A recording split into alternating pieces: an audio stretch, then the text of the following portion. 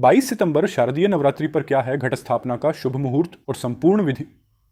आचार्य ने बताया कि आश्विन माह के शुक्ल पक्ष की प्रतिपदा तिथि की शुरुआत 22 सितंबर को देर रात 1:23 पर हो रही है, जो 23 सितंबर को रात 2:50 पर समाप्त होगी। ऐसे में 22 सितंबर से नवरात्र शुरू होगा, कलश स्थापना की जाएगी। कलश स्थापना सुबह 6:09 से 8:06 तक किया जा सकता है।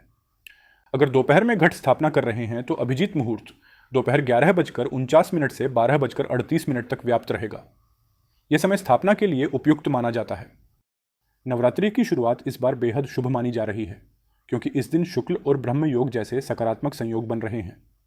इन योगों में पूजा करने से मनोकामनाएं पूरी होती हैं और घर में सुख शांति और समृद्धि आती है। घट स्थापना से पहले घर और पूजा स्थल की सफाई करें। सुबह स्नान करके साफ कपड़े पहनें।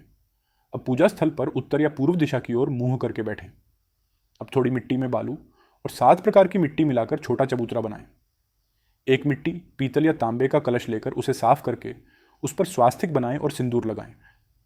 कलश के गले में मोली बांधें और उसमें जौ और 7 अनाज रखें। फिर उसमें साफ जल भरें। साथ ही हल्दी, लौंग, इलायची, सुपारी, पान, सिक्का, फूल और अक्षत डालें।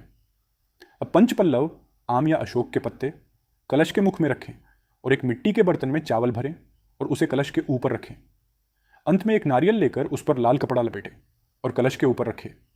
अब पूरे श्रद्धा भाव से पूजा करें और कलश को देवताओं का प्रतीक मानते हुए उसमें सभी शक्तियों का आह्वान करें।